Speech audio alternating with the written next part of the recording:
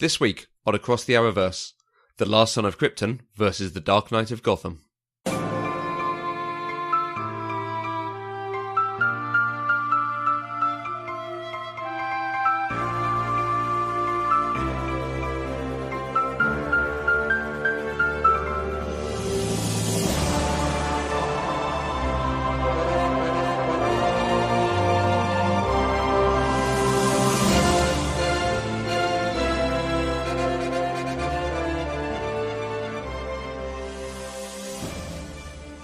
Hi everyone, and welcome to the show. I'm your host, Matthew Vose, and this week I'm joined by Mandy K. Ottaway. Say hello, Mandy. Hello, Mandy. Ha ha ha ha. I'm sorry, I couldn't resist. This week we are going to be discussing the film Batman vs. Superman, Dawn of Justice. Is it Dawn of Justice? Birth of Justice? It is Dawn of Justice. Yeah, Dawn of Justice, good. The Arrowverse is still on its winter hiatus, so we are looking at other DC properties. This is a slight crossover with our other podcast, Pop Culturally Deprived, that Mandy and I do, watching films that she's never seen before. So this is a film you've not seen before. Well, I have now. Yes, but before doing this thing. No, I had not seen it. Catherine couldn't be here to join us this week, I'm afraid. However, she did send in her thoughts about Batman vs. Superman, so take it away, Catherine.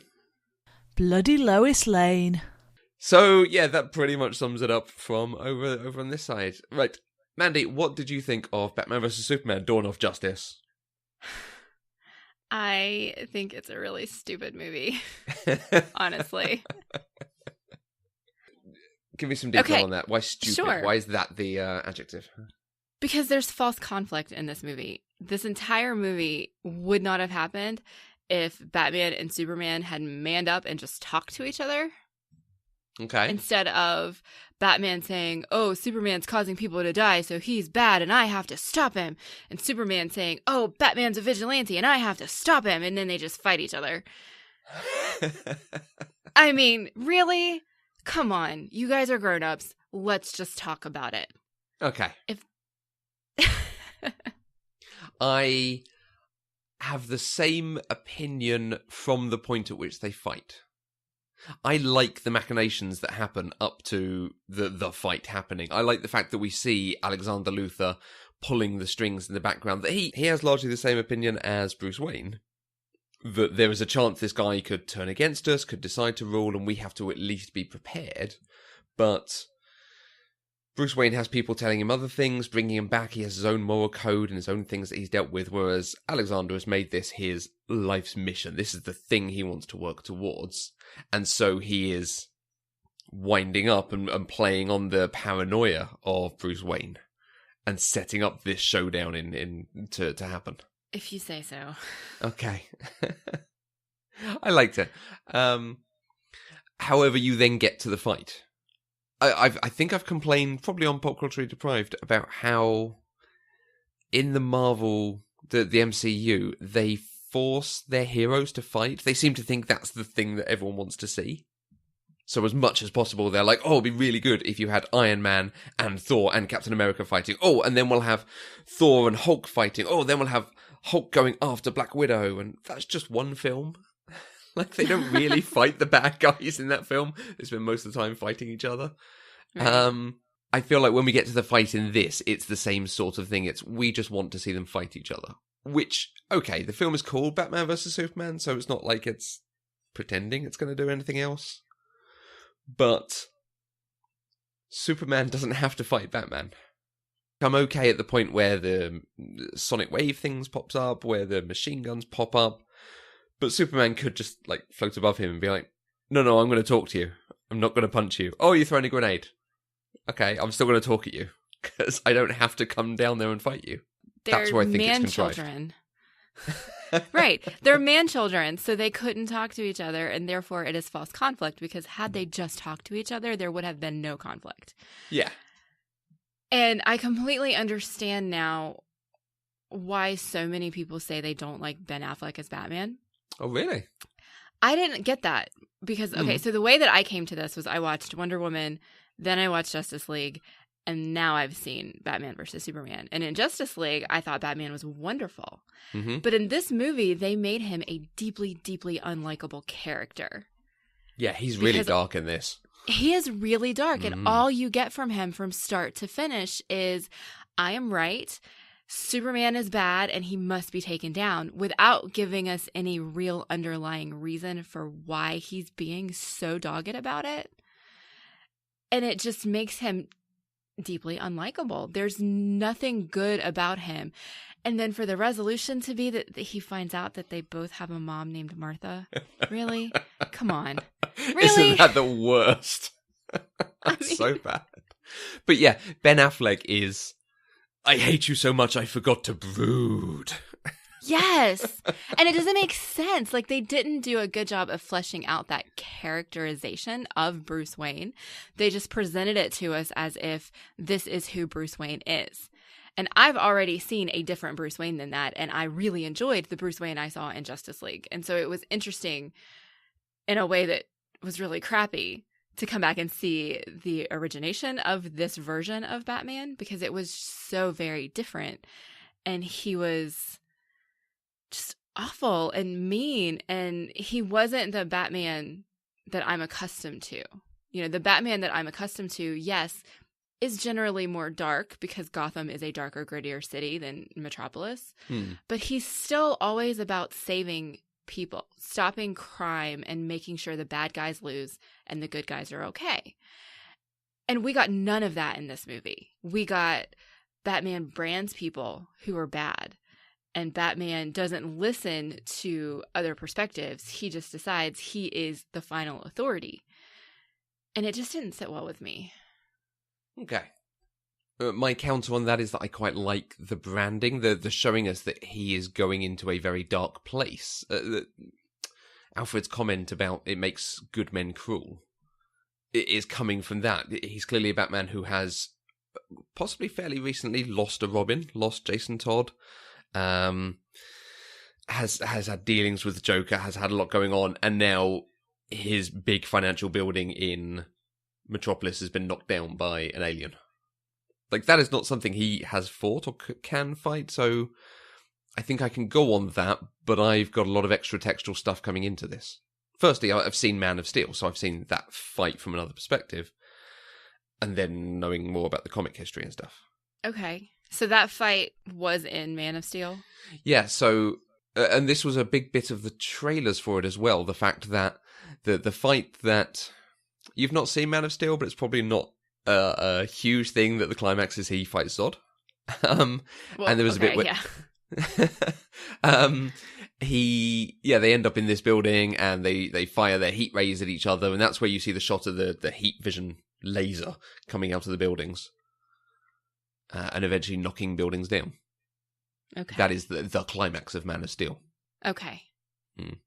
And that's the battle that we were seeing at the beginning of Batman versus Superman, just from a different perspective. Yeah, absolutely. Okay. See, I didn't know that. No. And we did talk about the fact you've not seen Man of Steel, and there's two things against watching Man of Steel, and the first is you would have to watch Man of Steel, and the second thing is it's not free anywhere, so we watched this instead. Okay, well, let's talk about that for a second, because for the entire last year that you and I have known each other, you have been telling me not to watch Batman versus Superman.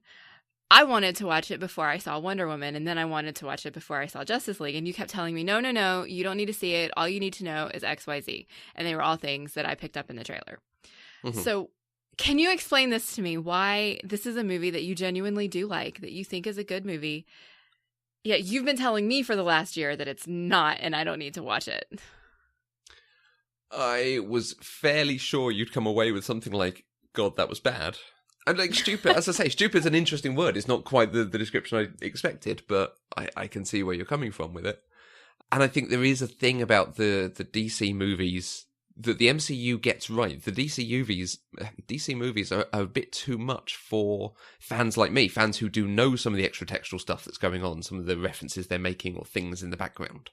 So I feel like I watch this and I come away with it like, oh yeah, I really enjoyed that because I enjoyed this, the moment with that. I enjoyed the nightmare sequence, the Flash sequence, blah, blah, blah, blah. I enjoyed the introduction of Wonder Woman. but I'm fairly sure other people will go, oh my god, there was so much going on. And then it's the fact, like, wait, your mum's called Martha too? We're best friends now. to the extent, this is my biggest gripe with it, I think. A lot of the film, even after that point, I like him taking on all the different mercenaries and saving Martha Kent. Except that after he rescues her, he goes, I'm a friend of your son's. Like, no, it's too soon to call yourself friends, Bruce. You're not quite there yet, mate. Yeah, but they needed that punchline. I kind of figured, the cape. Yeah. Yeah, it's a lovely moment. Friend is not the word I would use. Like, I'm helping your son. It's easy. Just, I'm a friend of your son is too much. He's not a man who makes friends quickly. That's for sure. Yeah. Oh, definitely. Yeah. There were a few other things that bothered me. Okay. But there's an interesting thing, though. I came out of Justice League with the impression that Zack Snyder movies are never going to make sense. And then I started this movie, and my first reaction was, I just have to accept that Zack Snyder movies are never going to make sense, right? Okay. And it was an interesting thing, though, because one of the biggest complaints I had about Justice League was actually answered in this movie, and I wouldn't have had that question if I had seen this movie first. I didn't understand how Bruce Wayne knew about Ezra Miller and Victor. And they didn't address that at all. He just had that information in Justice League. And so at least in this movie, we do see Bruce Wayne getting that information from Lex Luthor. Now, I kind of still have the same question. Well, how did Lex Luthor get it? How did he know to even be looking for this stuff? Lex Luthor's character, I think, was a little bit overpowered in this movie. Okay. He didn't really make a ton of sense to me. One, he was kind of crazy, but only sometimes. And he had all of the knowledge that he needed to take over the world, but we don't know how or why he had that knowledge, just that he has a lot of money, and so apparently he can do whatever he wants. And so I feel like having him pull the strings the way that he was without actually giving us anything more, unless that's characterization that we got in Man of Steel, which I haven't seen yet. I can't remember if he's in Man of Steel. I don't think he is. I think we see the LexCorp logo. He's an interesting one. He does call himself Alexander Luthor. And the fact that the company... I think there's a deleted scene somewhere that he says, like, my father says he named LexCorp after me, but actually he named it after himself. So he's a second generation Lex Luthor. Okay. So I think he's got the hyper intelligence, he's got the money and the contacts and the moral ambiguity, but I don't think he's the pure Lex Luthor that we've seen elsewhere and that we used to, the Gene Hackman and so on. Right. He's now a second generation, building on all the wealth and accumulated contacts and so on of a previous Lex. Okay, but why is he mentally unstable? What we're presented with is that it's him. That is just his character thing. He's a bit unhinged. His father beat him. He's now an orphan. He hopes his father will come back someday. And over on Supergirl, he's got a sister who's doing much better than he is. So, frankly. Part of me hoped that we might see a Lena Luthor in this movie. Yeah, sadly not. So there is like an extended version of this film. There's an even longer version of this film. Oh my goodness. And it restores a load of stuff. Particularly, it restores Lois Lane. She gets a lot more about her investigation and why she was interviewing the terrorist, who it turns out is a rebellion leader, fighting against the government that is being backed by the American government. So there's a whole extra plot there that is excised. But there's also a bit where, and I've not seen this, as I understand it, Lex is in contact at least with Steppenwolf from Justice League, if not with Steppenwolf's boss. Okay. See, that would make actually a little bit more sense if they had kept that bit in, because they leaned very heavily on setting Justice League up in this movie. Ah, yes, yeah. But they did it in a very poor way, because, I'm sorry, Bruce Wayne does not have prophetic dreams. Yeah, let's talk about the nightmare sequence. When you got there, what was your reaction to watching winged beasts and the Apocalypse logo in the sand and Superman kill him? I said, what the F just happened? Where did those come from? And I rewound it and watched it again to see what I had missed. And I didn't actually miss anything. Like, Nothing. He just suddenly had a dream about these creatures that are going to turn out to be real in the future. And seeing the Flash come in and do that little bit from the future, talking to him, it broke the world for me a little bit. Okay. Because we've never had any indication at all that Bruce Wayne would have this ability. Bruce Wayne's abilities are that he's rich. He doesn't have superpowers. He's not a metahuman. Yeah. He has money. And he learned how to fight. And so that piece, one, had nothing to do at all with the story that this movie was telling. It was there solely to set up the future. And like I said, it broke the world for me a little bit. Now, they did lean a little bit heavily into Lex knowing kind of what was going on with the painting. I mean, it was clear to me at the end that the painting was supposed to represent Steppenwolf. Yeah. But I'm coming to that with the knowledge of having already seen Justice League. So it's weird, and I don't know. I feel like it was kind of poorly done, but maybe it was there for the people who are super fans and already know what's going to happen. Yeah, so that's in combination with the Flash moment that I'm going to ask you about in a second, and them looking at the metahuman stuff. That's all just to do with Justice League. That's nothing to do with this film, really, is it? Right. Yeah. Other than Batman realizing there are other people in this world who he might have to hate because they're like Superman. Yeah. So, okay, the last bit there then was the Flash coming through. Bruce, it's Lois. She's the key. You were right. Any particular thoughts on that? Other than, yeah, it's weird. I mean, yeah, it continues to break the world. Because, especially now that I've seen the Justice League, it doesn't have any relevance to anything, really. Yeah, it's not even setting up Justice League, it's setting up like Justice League 2 or 3.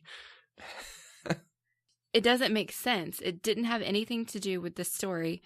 It was there to set up his character because we're going to see him in the Justice League.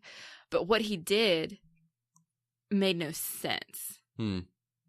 What he said made no sense. And to have it be part of a so-called prophetic dream that Bruce Wayne is having continues to break the world for me. Yeah. I have some headcanon, and this is also based on stuff that I've read for what that whole sequence is doing. Because I don't know yet, because it's not been in, like, it's in service of another film. There is part of me which hates this. There's part of me that loves it because it's such a great fan service thing for, like, oh, exciting stuff in the future. But I hate it because I want them to just get this film right. And then they can make the next film, and then they can make the next film. But putting so much stock already into our next film is going to have all this stuff. It's just, okay, but focus on this one first. You know? It's like that meme of the guy looking over his shoulder at the other girl. Right. Yeah. Yeah. The headcanon is, you know, in The Flash, when Barry goes back in time, he changes something, he comes forward, and there's been ripples, lots of things have changed. Yes. And we've seen Cisco, because of his vibe ability, remembering stuff that has been changed. So yes. He was the first one to work out that Harrison Wells was actually Bard Thorne, and so on. I'm hoping that's what that's going to turn out to be. The Flash goes back in time, possibly in a story called The Flashpoint, or Flashpoint, which is a very, very good story, and changes things, but that ends up with a world at war, Superman losing Lois and killing Batman, but then the Flash sorts it all out, comes back forward in time to start warning Bruce and start dealing with things, but that's just Bruce having a sort of vibe memory of the other world. That's all I got. I could accept that more than he had a dream that also features the symbol of the big Thanos-like bad guy. Yeah. I wonder if we'll see that then in the Flash movie, which I believe is going to be Flashpoint. Oh, I hope so then. That would be cool. So maybe we'll get an answer on that, but right now it just didn't make sense and broke the world. So yes, this is a fairly problematic film. Not problematic in the way I'd normally talk about problematic. It's just, it could have done a lot much better. Yeah, I think the basic story is a good one. I think, well, maybe I don't. I don't know. You don't think? Yeah, wait, now that I'm actually thinking about it and I've said that out loud, I don't actually think it is a good story. I think there's a much interesting story that could have been told that still ended with Lex Luthor going to jail rather than this story.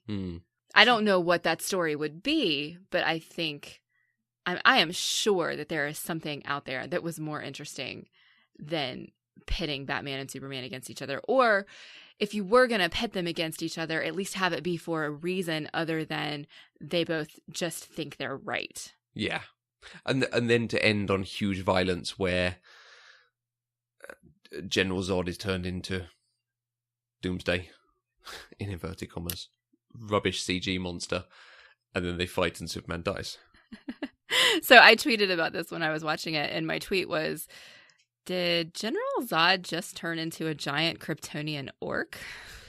He looks like an Uruk-hai, right? He does. Yeah. It was bizarre.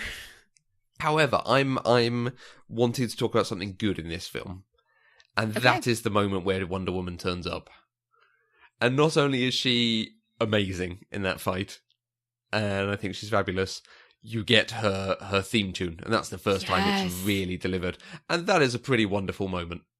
Oh, yes. I noticed it every time that it played in this movie, and that was exciting to me, and it made me very happy to hear that theme music multiple times in the last half of this movie. Yeah. And it made me realize just how much planning they do put into the world when they're making these giant scope of movies.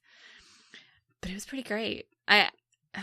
I still have a few issues with Wonder Woman's characterization in this, but I kind of get it a little bit now, having seen all 3 iterations of her. Right.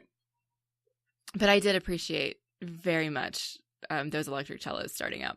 Yeah, that's a great moment. And she's good in the fight. She's clearly very capable, and she helps out at the end, and then she has some good talks with Bruce. Which they continue nicely in Justice League. They're very much Joss Whedon additions, but her walking around the lake and then her talking to Cyborg, that's fleshing out her role really well. I like that. Yes, definitely. Is there anything you particularly want to point out as having enjoyed or being good in this? I'm a really big fan of Amy Adams as Lois Lane. Really? Yes, I wish she had been in the movie more. I wish we'd seen more of her. I loved her in Justice League, even though she wasn't in that one very much. But watching her in this, I really enjoyed her. And I know that is a minority opinion. Most people don't like her either, and I don't know why. I wonder if you're... Because after Justice League, we did say that her brief appearance in Justice League is pretty good, but it's too late to resurrect her for me, or for us. Because in this... I mean, in Man of Steel, you need to watch, but she does not come across well in Man of Steel.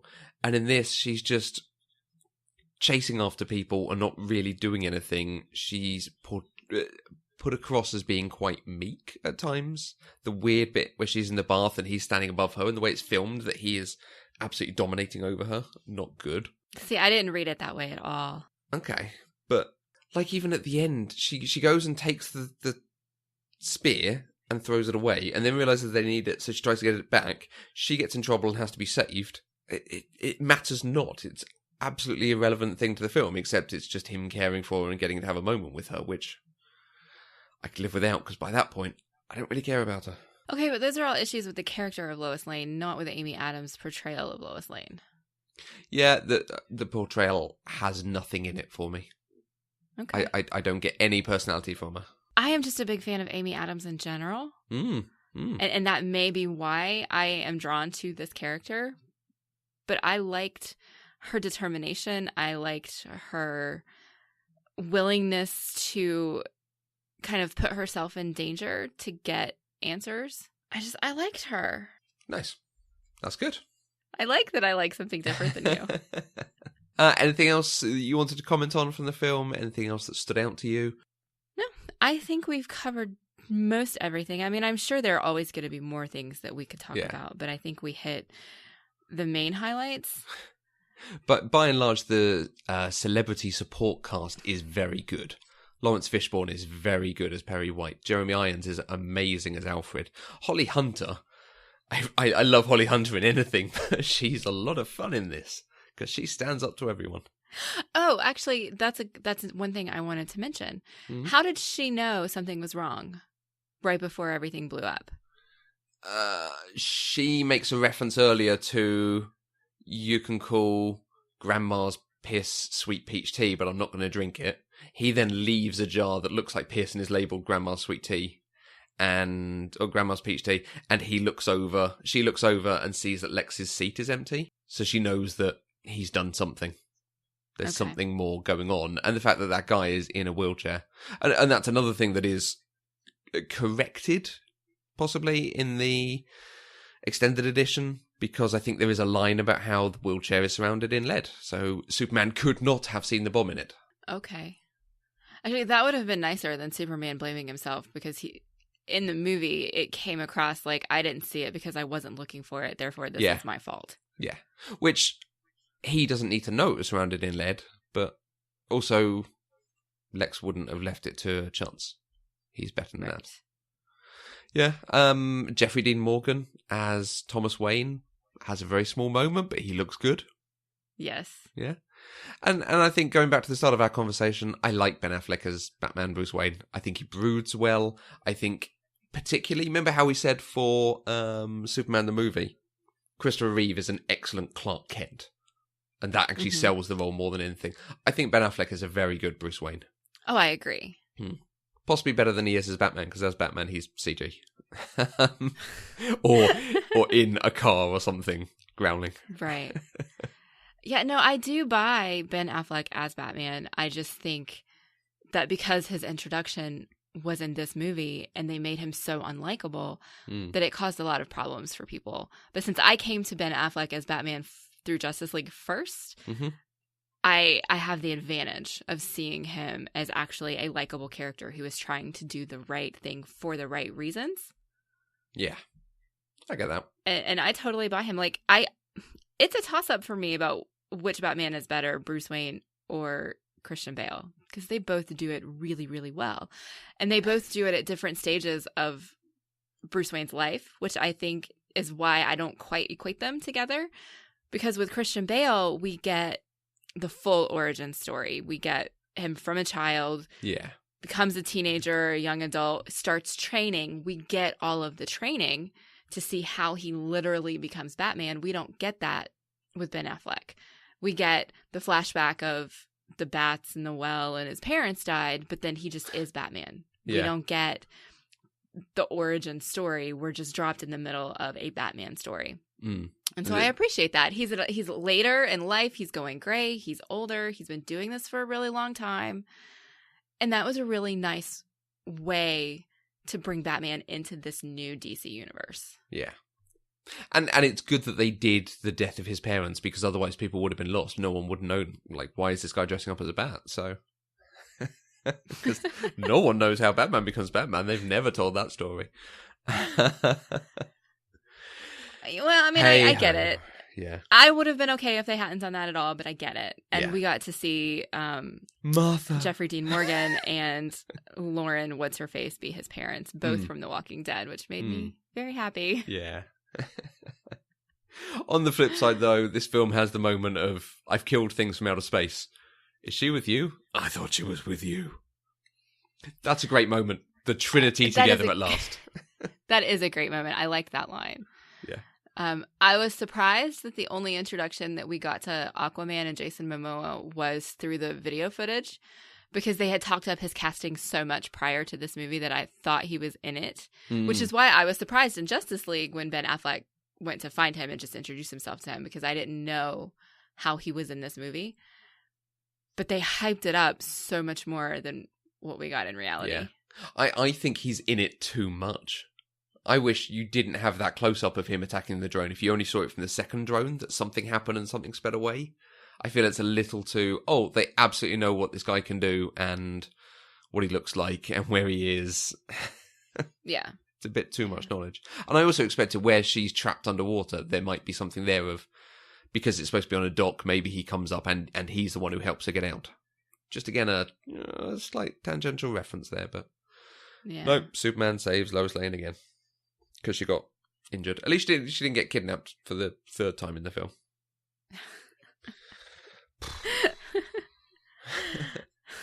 Okay. Okay, so that wraps us up for another week. If you have thoughts, questions, or comments, you can use the hashtag ATAV on Twitter, or find us on Twitter, Facebook, and Instagram as Eloquent Gushing. If you want to help support us, please check out our Patreon page where you get access to exclusive content for all our shows. Go to patreon.com/eloquentgushing and visit the homepage eloquentgushing.com to sign up for the weekly newsletter and find out about all our shows. Mandy, thank you very much for joining us. I'm sorry I made you watch this film. I'm actually glad I watched it, so thank you for having me on. That's okay. We will speak to you again soon, I'm sure. Thanks for listening, and we will see you across the Arrowverse.